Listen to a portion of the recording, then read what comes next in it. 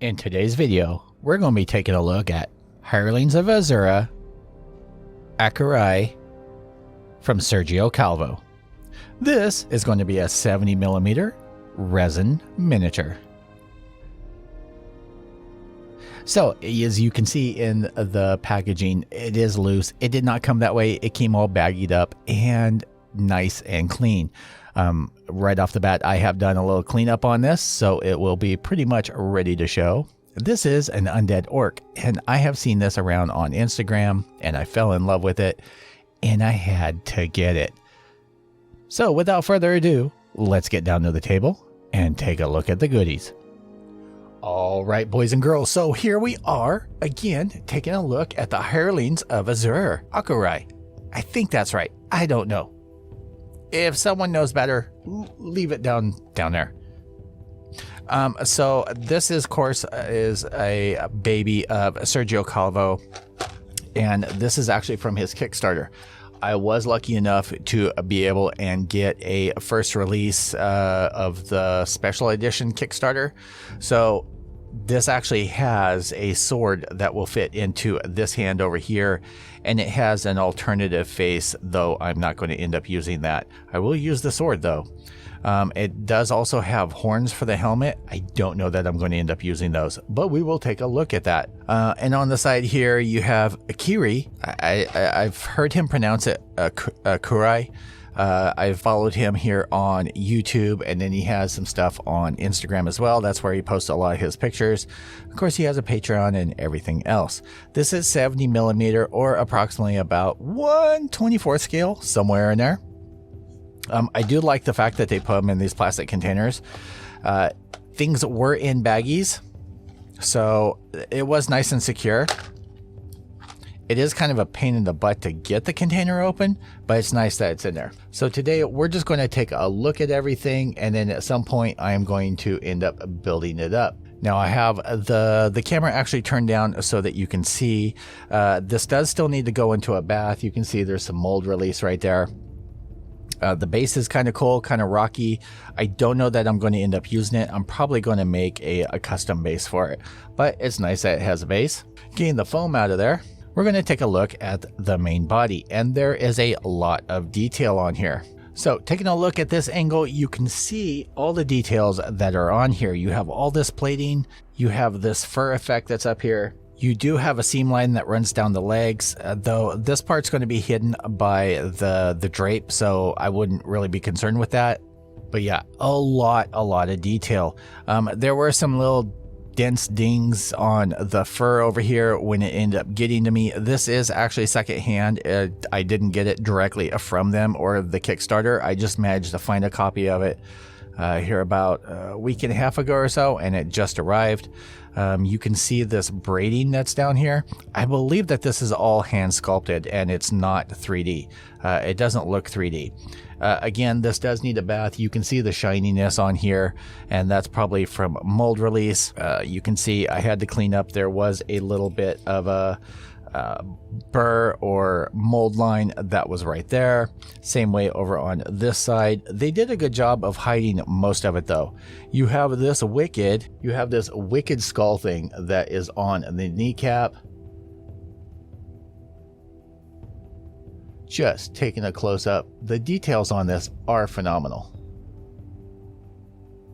You have the cape, nothing really spectacular. I do like that there's thin spots. The end of the cape is worn. There are a few little things that I need to still trim off of there from the casting, but that actually fits in pretty good. I've just done some test fitting, and that is about it. But yeah, it seems to fit on there pretty good. The resin that's on here is really similar to the resin that I get for my PK King kits. Now for this shoulder over here, you actually have this, and it's going to sit in there, and you can kind of see his arm, or the bone of his arm that is in there feeding through. And I'm not going to glue it all together right now. I want to clean it first. But then the halberd ends up sitting in like that.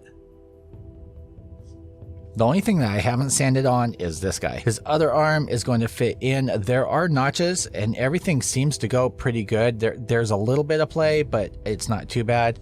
So this arm is going to end up sitting into there. Again, details are nice and very, very crisp. Just take your time and be really careful. This finger was broken off when I ended up receiving it, and there was a weird bleb that was inside of these fingers, and I'm not sure how that ended up getting there. I ended up trimming out most of it, and I do want to trim in between these fingers right here just to clear that up. But for inside of this hand, you get this sword, nicely detailed. And it's just going to sit in there. I'm probably, like, once I'm all done, I'm probably going to hit this finger with a hairdryer and kind of curl it around more to hold in the sword so it looks more natural. You do get this piece, which is a loincloth, which is going to go into the front.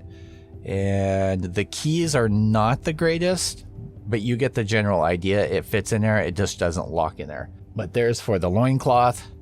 You do get the helmet, and it does sit on there. Now for the helmet, they actually give you horns that you can attach to it. I don't know if I want to attach the horns yet or not. I don't know. I'm not really keen on it yet. You do get two faces. You get this one that is the mask version, more like the Japanese style mask, where this one you just get the skull face, and I think this is the skull orc face that I'm going to end up using in this. This one gets saved for something later on. And then I haven't trimmed this piece yet, but I don't know if you guys can see that. A lot of nice detail. Backside is just kind of plain, nothing really on there, but the front side has a lot of nice detail. That's going to sit on the top of the crest just like that. I just wanted to give you guys a quick view and let you know what I am working on. I'm going to throw this in a bath, get it all washed up, and then I'm going to end up building it up, figuring out how I want to do things, to prime it up, and then I will come back in another video and show you kind of how I'm going to end up working on this step by step. But I want to thank you guys for tuning in. I think on the Kickstarter this was 54 euros or something like that. So that's going to convert to about $70, I think.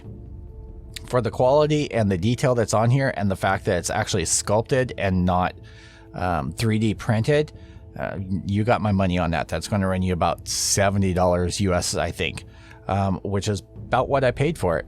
And I think, again, for the quality, the fact that it's actually sculpted and then casted and not 3D printed and casted is a win in my book. So definitely stick around. I'm sorry, I've been posting up a lot of retro videos. I got a lot of copyright dings on old videos. Someone evidently bought the rights to some sounds or music that were in my old videos and the intros, and every one of them got hit with copyright strikes. And I figured, you know what? Why not download them, clean them up, make them sound a little bit better, make them look a little bit better, and post them back up. And it's only been, what, 8 years, 9 years, something since I did some of those originally. And my desk is about to get completely wiped out. I'm going to completely strip it down, and we're going to rebuild the hobby desk. But that will probably come later in the month when I get my order from USA Gundam Store. So as usual, guys, I will see you all in the next video. Peace out.